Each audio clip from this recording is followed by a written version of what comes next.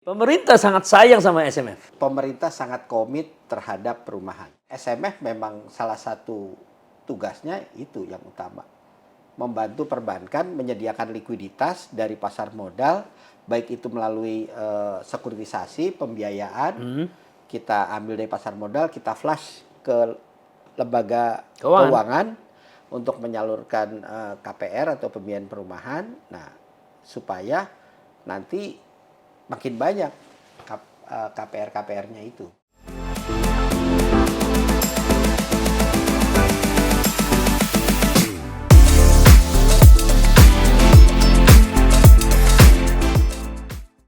Sobat Panangian, saya mengundang sobat saya, nama lengkapnya sih Helian Topo. Seorang financial practitioners yang mungkin udah 20 tahun ya. Karena beliau ini dulu adalah seorang mahasiswa yang diterima, emang mahasiswa yang diterima bukan SMA yang diterima di STAN. Wah itu luar biasa itu. 1:100 masuk situ, nggak gampang masuk situ. Saya dulu nggak berani masuk situ. Nah dia lulus dari sekitar tahun 84 ya, mulai berkarir jadi D3, habis itu D4 sesuai dengan aturan-aturan pemerintah. Kemudian dia mengikuti program S2 di UI dan yang istimewa Secondary Mortgage Facilities yang namanya Sarana Multigria Finansial dalam bahasa Indonesia PT SMF yang didirikan pemerintah pada tahun 2005 untuk mensupport sekuritisasi dari pembiayaan kredit ya untuk bank-bank yang menyalurkan kredit, khususnya bank pemerintah, dalam hal ini Bank BTN. Nah, kita akan mendengar nanti ceritanya, karena beliau ini masuk dari tahun 2006. Jadi, baru 1 tahun berdiri, mulai dari kepala divisi, mungkin sebelumnya juga masih di bawah, kepala divisi, terus jadi direktur, dan sekarang sudah diangkat kedua kali direktur. Pasti orang yang sudah tahu seluk-beluknya. Nah, maka nanti akan kita tanyakan bagaimana sih perkembangan dari SMF sekarang ini. Terima kasih atas undangan saya dan beberapa kali kita ditunda karena Anda kemana gitu ya, sibuk. Terima kasih Bang Paneng. Iya, terima kasih. Jadi kita podcast ini memang mengundang para developer ya, Ketua RE, Sekjen RE, Apernas, Himpera, kemudian dan beberapa pengembang lain ya. Bahkan kita sudah mengundang Gubernur Bank Indonesia dan Deputi Gubernur Bank Indonesia dan sudah diterima dan segera akan dijadwalkan. Dan demikian juga OJK ya. Nah, dalam hal ini saya sangat tertarik untuk memahami bagaimana sih perkembangan PT Sarana Multigria Finansial sampai sekarang. Karena dulu ya kalau saya lihat tuh dulu tuh memang didirikan untuk mensupport Bank BTN. Karena Bank BTN ini kan sering persoalannya dia kendalanya adalah mismatch. Karena dananya jangka pendek, dia menyalurkan sampai 15 bahkan 20 tahun. Jadi ya kalau nggak dibantu oleh sebuah lembaga, dia akan stuck. Kurang lebih gitulah dulu. Gimana sekarang? Ya, terima kasih Bang Panangian, senior saya nih. Jadi senior silingnya cuma 4 tahun Pak. Waktu saya masuk SMF, Bang Panangian nih udah terkenal sekali nih. Ya, waktu itu saya ketemu dengan Ibu Erika ya. Sama Ibu Erika, betul. Dia presiden pertama ya? Presiden pertama yang awal-awal mendirikan SMF. Jadi mungkin betul tadi Bang Panangian, Bang Ian menyampaikan bahwa memang SMF itu awal-awal didirikan untuk melakukan sekuritisasi. Nah, konsepnya itu yaitu SMF ini didirikan untuk membantu bank mengurangi maturity mismatch. Ya. Jadi tadi benar yang disampaikan bahwa KPR itu tenornya bisa 15 20, di luar negeri 30 tahun gitu ya. Nah, ini harapannya dibiayai dengan sumber dana dari pasar modal. Yang panjang. Yang panjang. Terutama dari pasar modal. Nah, kalau dibiayai dengan dana jangka pendek, misalnya yang bulanan, 6 bulanan gitu. Karena kan setahun lah. Setahun misalkan, setahun. Nah, kalau terjadi apa-apa di yang dana jangka pendek, ini kan harus dibayar kepada deposan. Betul. Nah, sedangkan KPR itu yang 15, 20 tahun Udah dikontrak itu sama udah dikontrak, nggak bisa sama ditagih. konsumer, iya. Itu maturity mismatch. Nah, di beberapa kejadian yang baru-baru ini tutup, bank di Amerika itu isunya karena maturity mismatch. Ya, yang Dan ditarik semua nasabah ya. ketarik semua nasabah. Ya, ya. Nah, itu mungkin filosofi awal yang sangat bagus gitu. Sangat bagus untuk membantu maturity mismatch. Nah, mekanisme yang disampaikan yaitu sekuritisasi waktu Iya, itu, Bang. iya, awalnya. Jadi bank menjual kumpulan KPR-nya Iya. ke pasar modal, SMF membantu memfasilitasi. Betul. Kita bungkus Ya. dari tadinya nggak bisa dijual menjadi sellable, menjadi Ya. liquid. Pasar modal bisa diperjualbelikan, Iya liquid dong. sama investor. Iya. Nah, itu harapannya bisa berputar. Iya dong. Volume makin besar sehingga maturity mismatch selesai. Nah, Ya. itu common sebetulnya di beberapa negara gitu ya. Ya, Seperti di terutama Amerika lah. Di Amerika sangat Eropa, common. Eropa hampir semua itu. Betul. Modelnya kurang lebih seperti Sama, itu. ya, ya. gitu. Nah, itu kira-kira filosofi awalnya nih. Betul, betul. Tetapi dalam perjalanannya, kalau saya ngelihat mengamati, BTN itu nggak terlalu banyak memanfaatkan sekuritisasi itu. Ya. Sejak tahun 2005 sampai hari ini. Iya. Sebetulnya kalau lihat dari jumlah itu sampai hari ini sekuritisasi dari pertama kali kita 2009. Iya. Oh, Jadi, melakukan itu ya. Transaksi setelah berdiri, sekuritisasi ya, pertama ya. berhasil 2009. Jadi 2005 sampai 2009 tuh mempersiapkan Ya, infrastruktur ya, peraturan ya. dan lain sebagainya gitu ya. Nah, 2009 transaksi sampai sekarang sudah kurang lebih 17 kali gitu ya. 17 kali. 17 kali, totalnya 14 triliun rupiah yang sudah dilakukan. Sebetulnya cukup banyak, tapi kalau dibandingkan dengan KPR, outstanding KPR tentunya memang masih sangat kecil, 14 triliun itu. Nah, volume transaksi itu sangat tergantung kepada bank. Karena kan bank nih kita harapkan kerelaannya gitu ya untuk mau menjual KPR-nya, untuk kemudian kita putar, kita jual lagi di pasar modal, dan setelah itu uangnya kita kembalikan kepada bank untuk disalurkan ke KPR lagi. Iya dong. Sebetulnya mekanismenya kurang lebih seperti itu. Iya. Nah, cuma mungkin bank ada berbagai pertimbangan di mana menjual ini kita memang ketika kita jual ke pasar modal kita ada selection kriteria, Bang. Oh, Jadi kita iya. pilih ada sekarang ini 32 kriteria seleksi. Jadi memang yang kita ambil tuh cari picking, kita ambil yang bagus-bagus. Oh iya dong. Yang memenuhi 32 kriteria. Ya, supaya mudah dijual. Supaya mudah dijual, supaya investor juga nyaman. Iya dong. Nah, ini jadi artinya yang diambil itu memang yang baik. Nah, Loh, tapi kan asumsi kita lendingnya mereka itu kan juga baik harusnya. Oh iya. Berapa persen iya. dari portofolio yang mereka salurkan bisa kita ambil kira-kira? Mungkin nggak terlalu besar. Nggak besar kalau cuma 2 triliun. Artinya kalau yang kita lakukan sekuritisasi 1-2 triliun itu tidak besar dari total portofolio yang ratusan triliun kan. Iya dong. Cuma memang sekuritisasi ini berdampak menurunkan aset karena dia dijual keluar buku. Iya, balance sheet. Nah, mungkin itu yang jadi pertimbangan bank. Salah satu pertimbangan bank bahwa ini keluar buku dan keluar bukunya dipilih-pilih yang memenuhi 32 kriteria seleksi. Tapi bagi mereka kan nggak ada masalah itu. Kalau secara mungkin gini, kalau bank to bank mungkin dengan kriteria bank-bank BUMN lah di pasar modal kan semua mereka udah IPO nih. Mereka kan disoroti orang. Memang terkesan kalau kita mau jujur, Bank BTN itu kan memang memiliki kinerja yang lebih relatif tidak sekomersial dari bank-bank lain seperti BRI, Bank Mandiri. Nah, tetapi kita harus pahami Pak Harto dulu mendirikan ini tujuannya memang untuk memberi tugas khusus sama dia untuk merumahkan masyarakat. Makanya semua subsidi pemerintah disalurkan melalui bank ini. Gitu loh. Nah, persoalannya memang bank ini tidak dipayungi oleh sebuah undang-undang perbankan khusus. Nah, yang kita usulkan kepada Bank Indonesia dan OJK untuk melahirkan itu. Undang-undang bank khusus tentang KPR berarti bank KPR Ya. yang memungkinkan orang pihak lain yang mau masuk swasta boleh.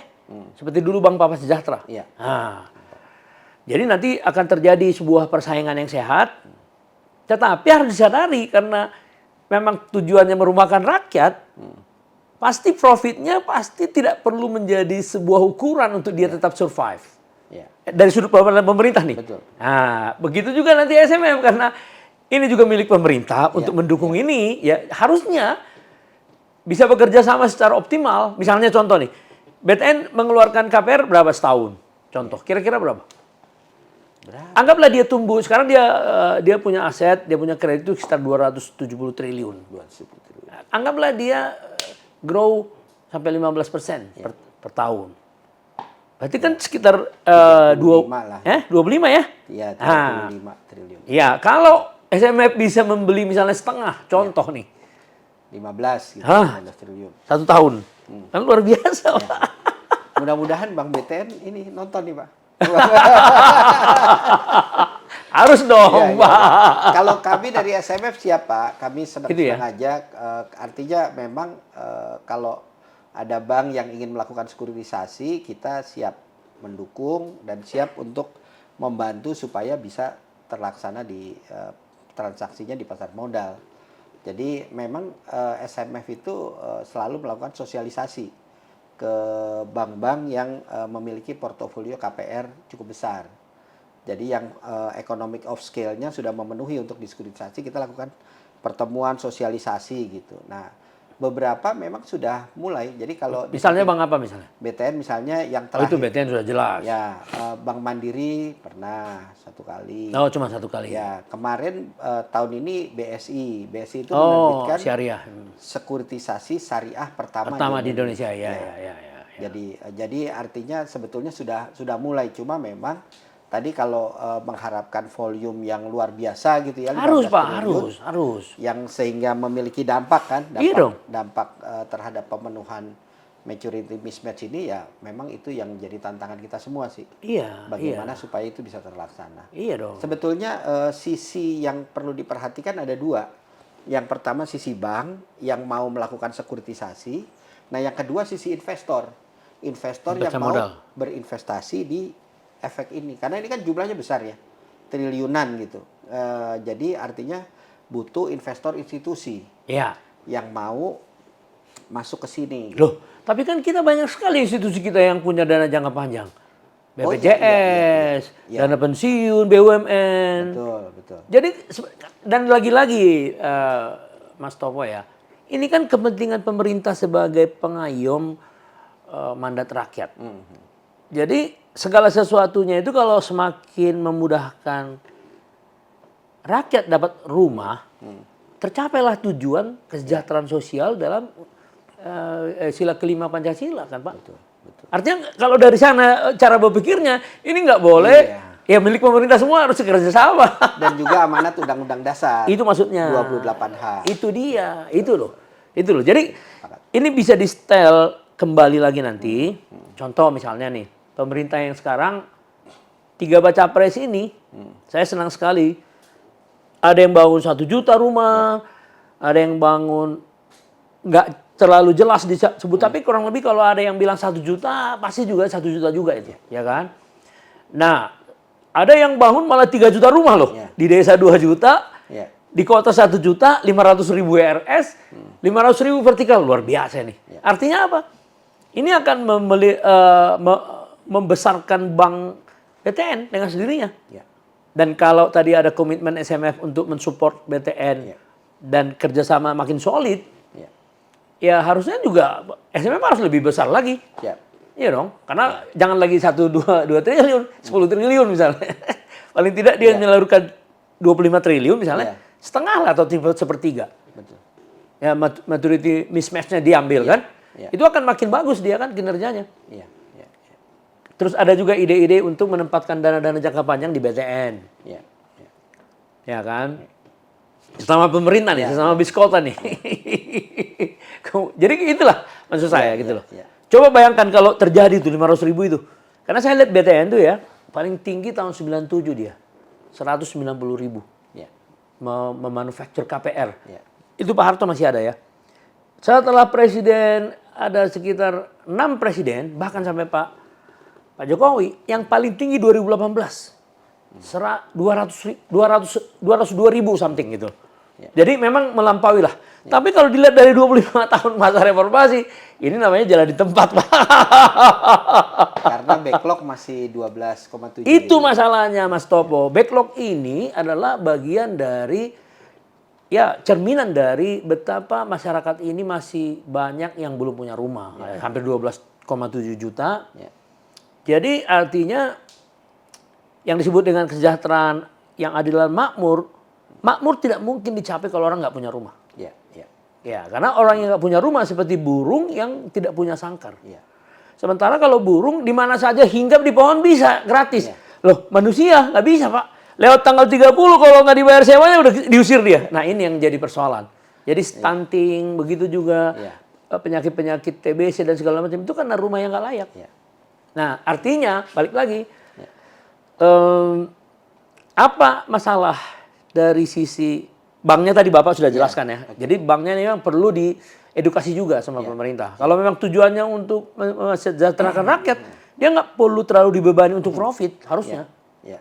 Ya. Seperti dulu Perumnas kan juga begitu ya. Nah, kemudian kalau dari sisi pasar modalnya apa masalahnya yang lain? Ya, jadi kalau membangun ini sebetulnya sekuritisasi ini salah satu kegiatan SMF. Nanti Iya ada dong. beberapa lagi gitu ya. Oh iya Kegiatan iya. yang lain, tapi yang sekuritisasi dulu. Karena dulu memang itu tujuannya, Iya, iya. betul, di awal. Bukan berarti dilarang yang lain, tapi Iya. balik lagi supaya kembali dulu ke ininya kan ya. Nah, Betul. apa persoalannya di Nah. pasar modal?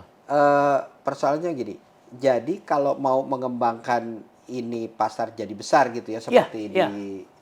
di luar negeri lah, di Amerika, Amerika, di Jepang gitu ya. Jepang. Nah itu sisi banknya ini naik, ini juga mesti diedukasi juga sisi investor. Investornya ya. Jadi supaya mereka nggak kaget, misalnya tiba-tiba masuk 10 triliun. Nah ini juga mesti diedukasi, ini mau masuk 10 triliun, kira-kira masing-masing bisa membeli berapa gitu. Nah itu mesti terus bareng-bareng, jadi ini naik, terus nanti kemudian kita menciptakan pasar sekundernya. Jadi itu bisa keluar masuk, bisa diperjualbelikan, jadi liquid. Ya, sekarang Nah itu baru menarik. Kalau sekarang kan isunya adalah volume. Volumenya itu masih belum terlalu besar. itu dia. Belum terlalu besar sehingga untuk menciptakan pasar sekunder itu ya transaksi itu belum banyak. Itu transaksi dia, jual beli. itu balik lagi. Jadi yang kita bicarakan ini sudah jelas bahwa economic of scale-nya belum memenuhi sehingga dia belum bisa menciptakan secondary market. Padahal efisiensi finance-nya justru di situ. Ya, ya. Pembesaran dari manfaat adanya SMM itu di sana. Iya. Tapi kita udah mulai mengedukasi investor yang retail, Pak. Jadi bahkan kita udah mulai jualan ke retail, investor individu. Jadi di samping yang korporasi, kita udah nerbitin EBA retail. Oh, EBA retail. Udah ada di Pasar modal. Oh, udah ada ya? Udah ada. Jadi EBA retail nanti pecahannya 100 ribuan. Nah itu mereka bisa jual dan beli liquid lewat SMF. Kita lewat SMF bertindak sebagai standby buyer lah. Oh. Kalau mereka mau jual. Nah itu tapi untuk yang retail. Kalau untuk yang besar korporasi memang harus terjadi interaksi antara masing-masing investor. Nah itu memang nanti kalau basis investornya udah banyak, volumenya banyak, masing-masing berinteraksi sell by. Nah itu terciptalah likuiditasnya. Tapi kalau untuk yang retail, yang individu kita udah mulai lakuin. Nah sekarang gini loh, kalau dari segi institusi apa kendalanya untuk membesarkan minat dari mereka yang memiliki dana? Yang pertama barangnya dulu. Karena terlalu sedikit itu. Ya barangnya dulu, artinya di market mesti banyak dulu. Sehingga investor makin banyak. Iya, dengan sendirinya. Dengan sendirinya. Nah, kalau investor makin banyak, nanti gradual kita sosialisasi, kita edukasi, ikut dong sedikit. Investornya banyak, baru terjadi jual beli kan, sesuai kebutuhan likuiditas dari masing-masing. Nah, jadi emang ayam sama telur nih. Tapi tetap harus transaksinya dulu sih yang besar. Sini ya, jadi banknya ya. Banknya dulu yang besar. Jadi artinya gini. bisa saya simpulkan sedikit gini. Kalau banknya sudah mau atau sudah rela menjual katakanlah 10 triliun satu tahun, Ya, ya. itu kira-kira sudah cukup dong? Oh, udah bagus. Ya, jadi katakanlah BTN 10 triliun. Ya. Dari bank-bank lain 5 triliun semua. Ya, ya. Contohnya sama Syariah. 15 triliun setahun. Sudah luar biasa. Kita dari 2009 sampai hari ini 14 triliun. Iya, tapi Ya, kan itu udah tapi 10 tahun artinya tuh. kan memang kalau itu 1 tahun bisa 15 triliun luar biasa. Luar biasa. Tapi kita juga mesti bicara dulu sama investornya. Karena kan kalau sekarang kaget. Oh Jadi iya, biasa. tentu. Kan gini loh. Tentu kalau soal bagaimana cara membuat prakondisi supaya bagus nggak ada masalah. Ya. Nggak, kita bicara dulu mengenai potensinya kan Pak. Ya, ya. Ya kan Pak. Jadi artinya gini, sebagai efek di pasar modal, menarik nggak dia SMF ini? KPR yang ditawarkan ini kepada institutional investor, menarik nggak? Ya, yang pertama ratingnya triple A. Oh, Ratingnya itu semua dia. yang diterbitin SMF triple A. Iya. Dari pertama kali terbit 2009 sampai hari ini ada yang sudah mature kurang lebih 5 atau 6 EBA, itu semuanya ratingnya sampai 1 hari sebelum jatuh tempo triple A rating. Oh, hebat ya. Nggak ada yang turun, even jadi double A plus pun nggak, tetap triple A. Jadi kita SMF ini punya komitmen, semua yang diterbitin SMF kita berusaha menjaga triple A terus. Nah, itu satu. Oke. Tunggu dulu sebentar, saya potong. Itu juga karena disebabkan oleh kriteria yang 32 tadi. Antara lain. Iya dong, harusnya dong. Jadi Anda benar-benar menjual barang yang benar-benar dimaui oleh investor. Ya. Dan so far penjualan itu sudah sukses. Ya. Dan selalu ratingnya triple A kan, luar biasa itu. Nomor 2 apa nomor 2? Ya. Nomor 2, pricingnya juga kompetitif, bukan terus ini pricingnya juga sesuai dengan penerbitan pada waktu itu. Jadi bukan terus rendah sekali gitu. Pricingnya cukup menarik. Dan stabil. Stabil. Nah, jadi keuntungan investor investor institusi membeli ini apa? Yang pertama risikonya. Iya, risikonya rendah. Iya. Itu ya terbukti secara historis. Iya. Terus yang kedua, marginnya menarik. Oh. Gitu. Yang ketiga, kenapa disebut marginnya menarik kalau dari sudut pandang investor institusi, kenapa? Iya, artinya untuk triple A rated tingkat bunganya memang kompetitif. Kompetitif. Itu yang dirasakan mereka ya? Iya, iya. Ya, terus Kemudian tentunya juga salah satu yang unik dari EBA ini ada prinsipal prepayment. apa tuh? Jadi kalau KPR itu kan tiap bulan kan bayar cicilan pokok dan bunga. Iya. Nah, kalau bunganya nanti dibayarin ke investor 6 bulan sekali. Nah, pokoknya ini dia begitu dikumpul itu langsung dibayarkan juga ke investor. Oh. Jadi investor misalnya dia punya 1 miliar, bulan depan dia terima cicilan 5 juta, 10 juta, tinggal 900 juta, 90 miliar gitu. 9,9. Nanti ada cicilan gitu. Karena cicilan dari KPR itu memang diteruskan ke investor. Nah, itu salah satu uniqueness daripada. Iya, tapi dalam konteks uniqueness ini menarik bagi mereka kan? Kalau investor yang punya horizon, yang saya panjang. memang Iya dong. butuh artinya kan saya invest nih. Iya. 5 tahun. Iya. Tapi saya butuh tiap 3 bulan Iya, saya butuh uang iya. buat bayar. Iya. Butuh uang bayar, pas. Iya. Cash flow-nya pas.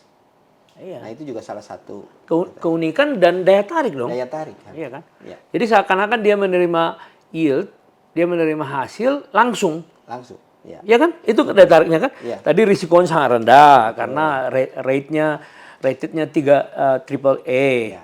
Iya. Terus kalau memang jumlahnya bisa sampai 5 triliun ya Iya, kan? iya. Mereka sangat senang dong. Iya. Iya. Terus menerima penghasilan yang tetap. Iya. Iya. Iya dong. Iya. Ya, jadi kalau itu terjadi di Indonesia luar biasa itu. Luar biasa, dan itu sebetulnya di negara lain juga terjadi. Kalau di Volumenya negara besar gitu. enggak, kalau Artinya di kan negara lain marketnya bukan gini Pak. Negara lain tuh serius. Iya. Indonesia nggak pernah serius Pak. Nggak, saya kan mengamati Iya. Indonesia 35 tahun Pak, 40 tahun. Iya, iya. Saya 86 bergaul dengan menteri. Ya, umur saya 28 udah bergaul dengan menteri. Artinya saya membayangkan apa yang berubah di negara ini. Ya yang tidak berubah itu tadi Pak, kurang serius. Iya serius nih Pak, serius Pak. Saya kan pernah asisten menteri juga. Iya di zaman Pak SBY. Jadi kalau ada sesuatu yang mengadopsi dari luar, itu yang saya lihat kurang serius. Yang paling berhasil itu cuma pasar modal. Tapi semua yang lain ini yang baru-baru ini kan termasuk baru ya. Nah, menurut saya ini harus perlu diperbaiki lagi karena tujuannya ujung-ujungnya kan mensejahterakan rakyat kan. Betul. Memobilisasi dana ya kan. Nah, kemudian gini lah. Kalau misalkan pemerintah ingin supaya sekuritisasi ini hidup dan ada potensi pembeli di pasar modal sampai 10 triliun per tahun misalnya. Tentu nanti dimulai 3 nggak masalah itu kan. Itu skenario-nya. Dan BTN bisa rela untuk menjualnya. Karena dia udah jelas pemerintah kasih insentif lah apalah segala macam itu. Akhirnya dia mau gitu. Nah, kira-kira bisa nggak dilakukan dalam 5 tahun ke depan? 10 triliun itu. Dalam antara 5 tahun ini. Iya, kalau gini, kalau dari SMF kita fungsinya simple. Jadi dari bank kita bungkus, kita atur sedemikian rupa supaya ratingnya AAA tetap. Nah nanti kita sampaikan investor pengen tingkat bunga berapa atau margin berapa. Nah itu kita sampaikan ketika dia masih masuk kita lakukan gitu. Nah mereka masuk nanti dana dari hasil itu kita kasih lagi ke bank untuk itu. Enggak dari SM siap-siap aja. Enggak, tapi contoh ya BTN saya tanya, gimana kalau Anda mau jadi 200.000 jadi 500.000? Oh dia bilang kita butuh 10 triliun bang. Oh nggak ada masalah 10 triliun sama pemerintah. Karena yang penting ya you harus sehat, bener nggak? 20 triliun juga nggak masalah sama pemerintah. Orang tiap tahun dia keluarin dari APBN 20 triliun hanya untuk rakyatnya. Sementara Anda mesin pengolahnya, masa 10 triliun aja? Ya kan Pak? Oh iya gitu. Nah kira-kira SMF juga butuh tambahan dana, modal dong kalau misalnya memperbesar kapasitas. Kalau untuk transaksi sekuritisasi enggak ya? Hebat ya? Enggak perlu. Tapi tambah orang mungkin ya? Mungkin. Ya, tambah orang buat iya dong, iya. Operasional gitu. Iya dong. Jadi organisasi yang ditambah sebenarnya modal nggak perlu ya? Modal nggak terlalu berpengaruh karena kita SMF saat ini kan modalnya juga sudah 12 triliun. Hebat ya. Jadi sebetulnya modal Anda lebih besar dari BTN. Gak tahu deh saya belum lupa. Tapi oke lah. Tapi artinya gini, saya mau mengatakan begini, pemerintah sangat sayang sama SMF. Pemerintah sangat komit terhadap perumahan. Justru itu. Tapi menurut saya ada sesuatu yang masih belum, masih belum jalan sebagaimana yang semestinya dong. Tadi Anda bilang ya Bang aja belum tentu rela kan. Nah itu kan masalah itu. Iya. Nah sebetulnya kalau objektifnya untuk memenuhi 12,7 juta, ya kan? Nah berarti kan sebetulnya ini nih kalau lihat dari ujungnya dulu ya. Iya dong. Berarti ini bagaimana bank mau menyalurkan sebanyak-banyaknya, gitu kan? Nah mungkin itu challenge pertama gitu, tantangan pertama. Nah setelah itu baru bank ini kan akan menyampaikan, oh kalau gitu saya butuh dana, butuh modal dan lain sebagainya. Nah SMF di belakangnya. Nah kita akan support gitu. Kita akan support kebutuhannya seperti apa dan pilihan-pilihan mekanismenya seperti apa. Nah kita SMF memang salah satu tugasnya itu yang utama. Membantu perbankan menyediakan likuiditas dari pasar modal, baik itu melalui sekuritisasi, pembiayaan, kita ambil dari pasar modal, kita flash ke lembaga keuangan untuk menyalurkan KPR atau pembiayaan perumahan. Nah, supaya nanti makin banyak KPR-KPR-nya itu. Iya, karena balik lagi kalau kembali kepada misi pemerintah. Dengan membuat BTN bisa menyalurkan sampai 500.000, asetnya pasti naik. Dia nggak akan pernah digoda lagi bank-bank lain untuk ambil dia. Saudara-saudaranya tuanya ini, Mandiri mau ngambil, Beberapa menteri, wah selalu saya tentang Pak dulu Pak. Di TV saya bilang kalau Bapak nanti pensiun, Bapak akan menyesal seumur hidup. Ketika makin rakyat makin susah. Tiba-tiba di reshuffle dia Pak, nggak sampai pensiun dia. Padahal saya nggak ada urusan apa. Nah jadi artinya gini, kalau pemerintah yang akan datang memang concern untuk menjadikan rumah sebagai salah satu simbol menuju 2045. Ya. Nah, saya usulkan sama pemerintah zero backlog. Ya. Nah, jadi zero backlog ini 12,7 juta dibagi 21 tahun ya, dari 2024 sampai 2045 itu kurang lebih 602.000 setahun. Nah, kemudian menurut Pak Jokowi dulu dalam Rakernas REI kemarin itu Munas REI 5 itu bahwa pertumbuhan keluarga baru itu sekitar 700.000. 700.000. Berarti 600.000 tambah 700.000 1,3. 1,3. Nah, dengan adanya pemerintah sekarang bangun 3 juta, luar biasa dong. Di desa 2 juta, wah ini backlog pasti habis. Nah, pertanyaannya nanti adalah detail-detailnya adalah bagaimana membedah backlog yang informal sektor, hampir 50 sampai 55%. Nah, itu kan soal teknis ya. Betul. Kemudian mungkin mengutamakan dulu yang ini, yang sudah existing ini, yang formal. Ya, berikut dengan SMF. Saya kira memang Bapak di belakangnya bank. Dan bank yang kita bicarakan barusan ini, yang mana nanti perlu undang-undang yang membawahi bank ini, bank mortgage, dua bagian, konvensional dan syariah. Karena sekarang Bank BTN itu akan dibikin bank umum syariah nanti dia. Beda itu dengan BSI. Dia boleh beli sahamnya nggak masalah. Tapi prakteknya di lapangan memberi KPR itu sudah berhasil. Sudah diterima marketnya gitu loh Pak. Jadi tinggal membesarkan ini. Setuju nggak? Ya. Mungkin saya nambahin sedikit. Sebetulnya kita juga perlu menambah jumlah lembaga keuangan penyalur. Jadi kalau tadinya kan cuma bank. Nah ini mungkin nanti sebetulnya multi finance di beberapa contoh gitu itu jadi penyalur juga untuk segmen-segmen yang berbeda. Contoh misalnya non fixed income. Oh, ya udah ada yang berhasil. Ya, kalau di Meksiko itu multi finance atau Sofoles itu jadi penyalur KPR. Dominan. Non fixed income, ya. Dominan. Untuk non fixed income ya. Berhasil. Nah pertanyaan di Indonesia ada nggak? Secara peraturan sudah ada satu. Yang kedua ada beberapa multi finance sudah mulai gitu. Tapi memang volumenya masih kecil karena kan yang pertama ini kan tenornya panjang. Yang mana ini? KPR. Iya dong, 15 KPR kan tahun 15-20 tahun. Nah, multi finance kan nggak punya kemampuan untuk raise fund. Nah, jadi ini mesti dibikinin satu ekosistem di mana mereka itu ada yang supply dananya. Ya, ke lembaga finance. Ada yang supply dananya, dia siap. Nah, mungkin punya confidence untuk menyalurkan. Nah, ini mungkin salah satu. Nah, yang supply dananya ini bisa di-create pemerintah nggak? Bisa dari bank, bisa dari SMF. Dan juga bisa dipikirkan bagaimana ekosistemnya lah mesti dibangun emang dari ya.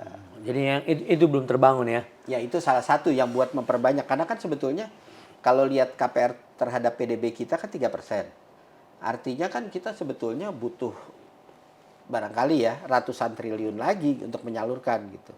Nah berarti kan penyalurnya nih memang mesti luar biasa banyak dan kemudian juga marketnya itu kan bersegmen-segmen. Ada fixed income, non-fixed income, perkotaan, pedesaan. Nah itu masing-masing ada keahliannya sendiri-sendiri. Ya tapi kalau dilihat dari BTN, dia sangat ahli hanya yang formal. Hanya formal? Iya, kebanyakan. Ya. ASN karena sudah puluhan tahun di manufacture sama dia. Ya. Tapi yang menarik kalau ada lembaga yang bisa menemukan sebuah sistem dan kita bisa menciptakan ekosistemnya berikutnya untuk memfinance orang yang informal, non fixed income. Padahal kan persentase non fixed income lebih besar. Katakanlah sama lah, oke lah. Ya. Maksud saya, ya. Tapi kalau memang itu bisa, luar biasa itu. Memang bisa emang. Ya. Yang sekarang itu kan jadi banyak keluhan orang kan di luar seolah-olah pemerintah itu tidak memperhatikan mereka. Ya. Padahal bukan karena itu. Karena bank yang diandalkan yang satu ini yang kesayangannya ini belum mampu memperlihatkan kinerjanya untuk itu. Nah, Ya. ketika Mas Topo tadi bilang ini bisa masuk ke informal, oh luar biasa itu. Iya. Ada di Meksiko, best practice-nya bisa oh ya nggak ada masalah dong. Bisa. Wah luar biasa itu. Tapi Di- apa sih sebenarnya perbedaannya pendekatan mereka? Salah satunya juga misalnya di Jepang. Ya, Di Jepang itu lembaga seperti SMF namanya JHF, Japan Housing Finance. yes. Itu mitranya multi finance. Oh, 1 bulan itu mungkin sekitar kurang lebih ya 10 triliun sekuritisasi. oh. Yang banyak supply multi finance. Yang supply KPR-nya. Iya. Tapi KPR, tapi itu formal semua itu kalau di Jepang. Oh ya. kalau di Iya, Jepang, masalahnya. Iya. Ya, Kalau formal enggak deh.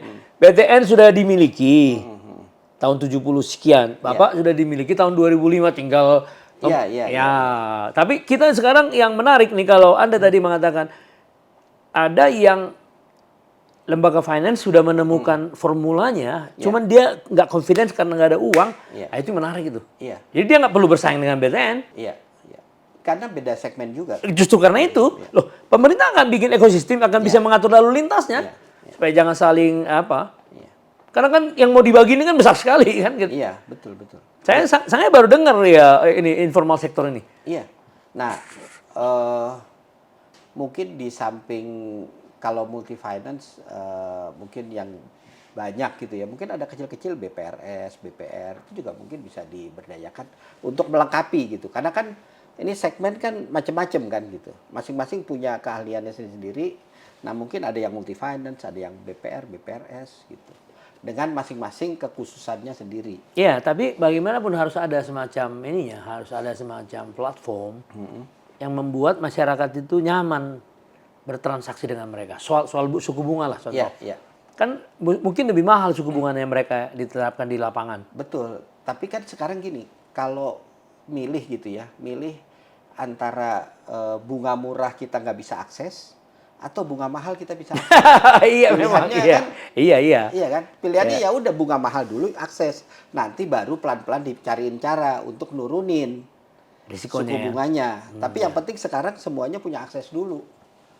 Nomor satu kan supaya mereka punya akses, nanti kita lihat, oh ini wah mahal sekali nih misalnya, sekian 14 gitu. Iya. Gimana caranya jadi 10, gimana caranya jadi 9. Nah itu baru dicari cara. Gitu ya. Dan mungkin juga perlu difikirkan produk-produknya. Jadi misalnya ada produk namanya sewa beli, rent to own.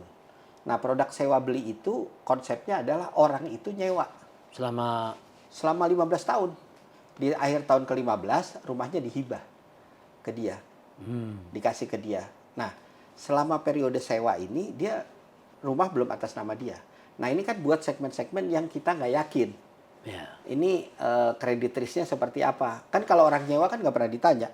Punya slip gaji nggak gitu. Iya, Nggak pernah iya, ditanya. iya. Yang penting dia bayar. Jadi itu informal sektor ini ya. Untuk informal sektor segmen tertentu yang risknya lumayan tinggi. Iya dong, rent to own ya. Ya, rent to own misalnya. Terus kemudian yang risknya agak rendah mungkin multi finance. Karena multi finance sekarang ngasih motor kan juga sehari langsung datang motornya. Iya. Gitu. Ngasih kredit mobil. Mobil itu kan satu rumah. Mobil Harganya juga harganya ya. satu rumah. Mirip. Mirip-mirip. Nah, dia bisa ngasih kredit mobil. Nggak selalu juga harus ngasih lihat slip gaji kan, orang ngambil kredit mobil. Ya, enggak. Nah, mobilnya langsung dibawa. Kalau ini rumahnya nggak hilang. Cuma kan mungkin KPR itu prosesnya lebih panjang lah dibandingin kalau mobil mungkin ya. Saya nggak tahu mungkin. Tapi Ya enggak, kalau HPR kan ada pemeriksaan sertifikat, agak lebih lama itu agak aja. lebih lama. Iya, Nah, cuman mungkin itu aja itu yang bedanya. perlu di-educate ke Iya. multi finance supaya mereka. Tapi mungkin kalau kita bisa petain 12,7 ini ada di desil berapa aja, berapa fixed income, berapa non fixed income. Enggak, kalau 55-60 udah benar itu. Iya, kurang Nah, lebih tapi ya. desilnya itu memang ada desil yang non fixed income yang nggak perlu malah harus dikasih pemerintah. yang 1 jutaan harus benar-benar harus benar-benar give hibah, grant, ya. Tapi tapi yang 2,4 sampai sekitar di bawah 5 ini banyak fixed income di sini. Betul. Ya kan? Bahkan di atas ini banyak fixed income. Waduh. Jadi non fixed income ini kalau dibedah gitu, ya kayak bisa begini dia. Ada di semua level tuh. Hebat itu. Nah, yang menarik bagi saya ya best practice-nya di apa itu di luar negeri yang multi finance yang sudah berhasil gitu. Itu yang paling penting. Iya. Nanti mungkin kita bisa lihat cari sama-sama lah. Jadi misalnya di India. India itu ada namanya HDFC, Housing Development Finance Corporation. Nah, itu di bawah itu pemerintah. Multi-finance. Swasta. Oh, swasta ya? Swasta, multi-finance, gede, terus punya anak perusahaan bank. Cuma memang tahun lalu dia di-merger sama bank, jadi bank. Oh, dia jadi bank, berubah jadi bank? Iya, tapi dia multi-finance, puluhan tahun. Dia belajar untuk itu dari Bank Papan, LKBB. Bank Papan Sejahtera dulu? Papan Sejahtera. Katanya orang HDFC. Jadi mereka belajar dari Bank Papan. Di Indonesia. Sekarang dia udah besar gitu. Oh ya? Udah besar, salah satu. Mungkin di Google ada. HDFC, Housing Development Finance Corporation. Itu multi finance. Dulunya? Sampai tahun lalu karena pertimbangan bisnis dan lain-lain, sekarang gabung sama bank. Dia tadinya induk punya anak perusahaan bank. Ya, sekarang dia gabung sama bank. Jadi satu sama bank. Tapi dia berubah jadi bank? Dia jadi bank. Nah, itu yang harus kita pelajari. Kenapa? Kan gitu. Betul. Jangan-jangan dia nggak berhasil jadi multi finance. Tapi dia sudah membukukan portofolio yang luar biasa besar selama ini puluhan tahun. Artinya kan masyarakat sudah terlayani dengan baik. Nah, kalau dibuat suatu rasio, lebih gede mana dia dengan ETN? Wah, mesti lihat. Iya. Saya pernah belajar di Bangkok. Di sana National Housing Bank. Mirip dengan BTN, persis. Tapi kalau menurut saya sih, honestly speaking, lebih canggih sana. Jadi ada tenor, jadi fixed income earner tidak perlu pusing kalau suku bunga naik. Karena tenornya otomatis langsung naik. Oh, langsung panjang. Nah, tenor adjust. Langsung panjang. Tapi itu floating ya? Floating rate atau fixed rate? Fix. Kalau fixed rate kan suku bunga naik dia tetap aja bayarnya. Oh enggak, berarti floating. Floating ya? Floating. Tapi maksud saya poinnya kan jadi dia menyelesaikan sebuah persoalan di masyarakat ketika suku bunga naik lu nggak usah pusing. Iya. Sebaliknya ketika turun tenornya dipendekin. Waduh, dengan sendirinya. Artinya mereka mengeduket masyarakat untuk teredukasi secara finansial, nggak usah khawatir. Dan stabilitas masyarakat juga jadi bagus. Nggak ada di medsos, nggak ada. Kalau di sini kan ada, waduh gila gitu, banknya disebutin lagi, waduh. Gitu loh Pak. Jadi Thailand lebih maju. Jadi begini Pak, saya sangat senang dengan Mas Topo ini. Setuju harus mengadopsi apa yang berhasil di luar. Sementara ilmu kita dicuri, tapi dikembangkan lebih gila. Itu balik lagi Pak. Jadi soal keseriusan, orang Indonesia itu kurang serius. Iya Pak, jadi serius untuk seminar doang. Wow, dokter begitu selesai seminar, udah lain lagi Pak. Iya, ini serius nih, culture. Jadi saya melihat kesimpulannya Departemen Keuangan tahun depan dengan Menteri Perumahan kalau ada, ini harus begini. Nah, terkait itu saya mau nyampein satu juga. Jadi SMF itu awal tahun ini ditunjuk sebagai Sekretariat Ekosistem Pembiayaan Perumahan. Oleh Kementerian Keuangan dan Kementerian PU. Dirjen Kekayaan Negara dan Dirjen Pembiayaan Infrastruktur. Untuk menjadi Sekretariat Ekosistem Pembiayaan Perumahan. Nah, kita tugasnya itu kita tempat kumpul stakeholders perumahan, kita diskusi. Mungkin nanti kapan-kapan kita undang. Boleh, terima kasih untuk ikut oh iya dong, sharing apa nih gitu ya. Nah, itu itu kita bahas tadi soal desil, soal bagaimana terus ketemu rent to own misalnya, soal yang non fixed income ini siapa yang layanin, multi finance. Nah, itu memang sebetulnya bukan punya saya itu. Itu maksudnya itu diskusi di situ. Ya ada beberapa yang saya take notes lah. Pandangan saya begini. Selama ini Menteri Keuangan terlalu dominan. Bukan karena dia sengaja dominan, bukan. Karena memang dunianya dia dunia keuangan. Karena semua kebijakan politik itu akan bermuara di keuangan. Lihat saja ke IKN apapun. Jadi keuangan memang menjadi sentral dari muara dari semua persoalan. Keuangan yang memberi limit, tapi keuangan juga yang memberi peluang untuk sesuatu. Nah, sementara politik negara yang ada di benak presiden, yang disebut misi presiden, nah idealnya harus ada menteri perumahan yang bisa mengeksekusi politik perumahannya. Yang sekarang sulit karena PU, ke-PU-an itu lebih banyak soal fisik. Jadi kalau ketika dia bicara soal fisik, dia akan mengatakan manutlah sama Menteri Keuangan. Nah itu yang akan diskusinya itu nggak seimbang. Jadi visi presiden diturunkan dulu ke visi perumahan, Menteri Perumahan. Saya mengusulkan Menteri Perumahan dan Wilayah Perkotaan. Karena supply side di sini banyak sekali.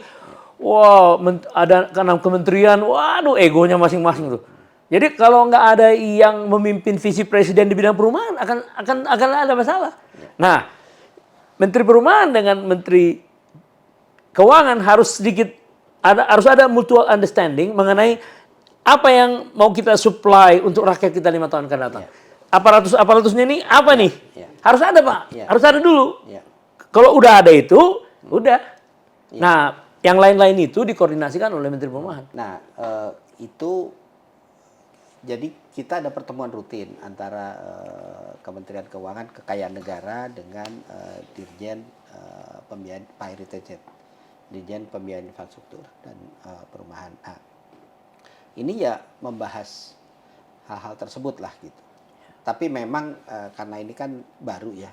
Tapi mudah-mudahan ke depan kita bisa merumuskan yang nomor satu sebetulnya kesepahaman dan kesamaan persepsi lah. Iya. Nah, ini loh langkahnya, apanya gitu. Iya, kita tapi sama-sama lah. Enggak, Pak. Tapi iya betul, Pak. Tapi harus bermuara atau berawal dari politik. Ya. Politik kebijakan. Ya. Kenapa? Kenapa perumahan itu dikejar? Ya, untuk menghindari stunting. Ya. Untuk menghindari terjadinya krisis sosial tahun 98. Ya. Untuk membuat pembangunan itu sustainable. Ya. Nah, jadi tetapi ini visi presiden ada di Menteri Perumahan. Ya. Karena undang-undang perumahan kan ada. Ya. Kalaupun ada ekosistem karena supaya dia solid ya untuk eksekusi di lapangan, tetap Menteri Keuangan ini memiliki banyak kepentingan. Aset negara, apa segala macam. Sementara perumahan iya perlu disupport sama itu, tapi dia harus leading di sini. Dia harus leading dong. Misalnya contoh dikirimkan dulu ke Meksiko untuk ini. Mana? Dikirimkan ke housing finance apa? Jadi begitu. Kalau hanya ya pokoknya gini lah. Nggak mungkin kalau Departemen Keuangan dominan di situ. Karena keuangan tuh banyak sekali kerjanya. Dia membiayai infrastruktur, nggak bisa dia. Yang leading itu harus Menteri Perumahan. Cuman supportnya itu harus keuangan karena semua aparatus dari perumahan itu di keuangan semua, mulai dari bank, SMF dan segala macam, benar nggak? Tapi yang lead itu harus itu. Jadi dia tahu ketika ada masalah, secara politik pemerintah membuat suatu polisi. Coba lihat ya, kemarin kita usulkan 500 juta, sekarang dikasih 2 miliar, dikasih 5 miliar, lebih. Karena dia lihat resesi di Amerika dan pertumbuhan Cina yang menurun. Wah, ada kekhawatiran ini nggak bisa 5%. Jadi sebenarnya apa? Bukan karena kesadaran. Harusnya nggak begitu. Karena properti itu dua sisi mata uang. Bisa membuat crash seperti Cina sekarang. Tahun 98 saya kerja di BPPN itu ya. Merestrukturisasi 120 triliun, Pak. Saya tuh. 8.500 debtors. Tapi grupnya cuman 250 grup companies. Tapi adik-adiknya itu anak-anaknya ribuan itu. Kenapa?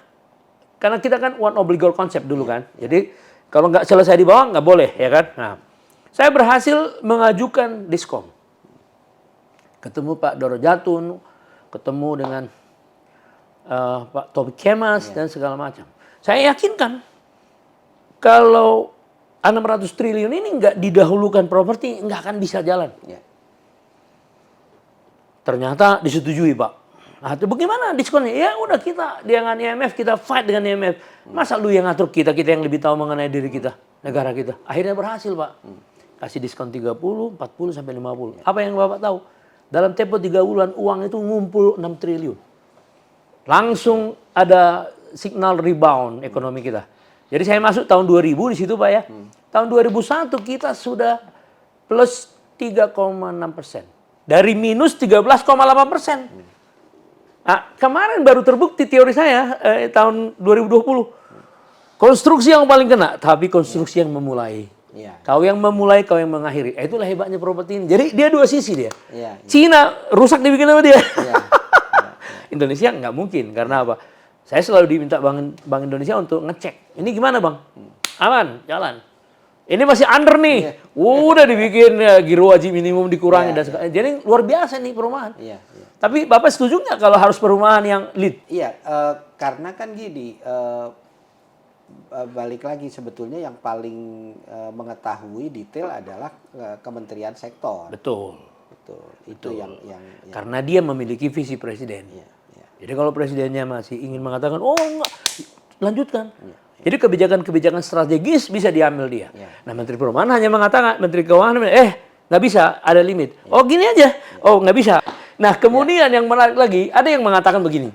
Gimana kalau Bank BTN ini sahamnya dijual kepada lembaga-lembaga yang ikut? Mungkin kan nggak itu? Yang ikut. Yang ikut mensupport seperti Iya, kan lembaga-lembaga. BTN TBK ya. Ya. TBK, artinya ada mekanisme-mekanisme yang itu kan teknis, Pak, nggak ada Ya. masalah. Tapi ide ini muncul supaya apa? Lebih solid kerjasamanya di bidang finance-nya gitu. Jadi merasa kakak adiknya dia. Iya. Dia kalau mau ngeritik keras pun boleh. Oh, karena udah satu rumah. Iya, iya. Tapi kalau dia di luar, ya kita sih begini-begini. Nah ini yang susah ini. Tapi itu gimana ide? ya, maksudnya dengan regulasi, Ya. dipaksa SMM membeli dia dengan regulasi. Ya, sebetulnya sekarang pun sama-sama BUMN. Sama-sama milik pemerintah kan gitu. Iya, iya. Ya tapi kan kalau ada hubungannya kan nggak masalah. Iya, iya. Afiliasi kan nggak masalah. Iya, iya. Demi membuat solid tujuan dari fungsi mereka berada gitu loh, Pak. Iya. Loh, saya udah bilang beberapa menteri kok aneh kan? Dia menteri dari mana gitu. Tiba-tiba dia mau menggabungkan dengan BNI gitu. Iya, iya. Tiba-tiba mau digabung dengan ini. Jadi banyak kepentingan yang masuk di situ. Iya. Mungkin direktur BNI-nya pengen dapat dari finance dari Indonesia, dari luar negeri bahwa presiden direktur yang berhasil kan gitu. Padahal dia nggak tahu akar-akar sejarah Indonesia. Iya. Itu kan itu berbahaya itu. Iya. Kenapa Pak Harto mengadakan ini? Benar-benar karena visinya untuk membangun rakyat kecil.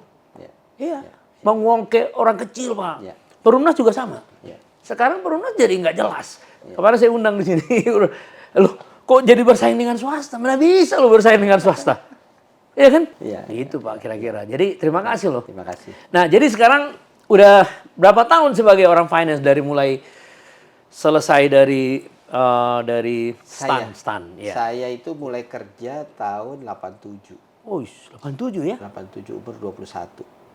Sekarang udah banyak. Loh, bukan, tapi itu belum masuk jadi Udah PNS. punya NIP. baru 21 ya. 74001597. Jadi udah berapa tahun tuh? Itu 87. Saya punya NIP tuh 86. Oh, 36 tahun ya. Lumayan. Ya, bukan lumayan lagi. Nah, kalau dilihat dari perjalanan sampai batas umur berapa tuh? Menurut aturan pemerintah kan ada 2 itu kan. Ya. Ahli utama katanya sampai 65. Oh iya, kalau Fungsional ya. iya itu kalau fungsional. Ya, kalau Bapak Tapi kan struktural saya ya. sudah keluar dan sekarang kerja di SMF ya nanti ikut Aturan. Ikut aturan ini aja.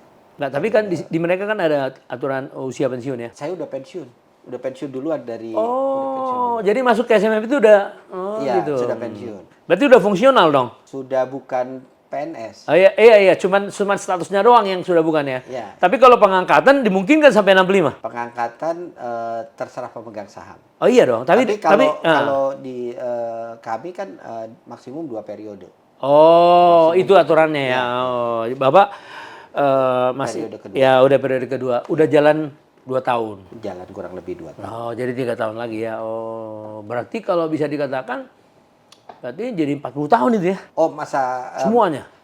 bekerja ya. Kalau Tuhan mengizinkan Ya. umur ya. Ya. Amin.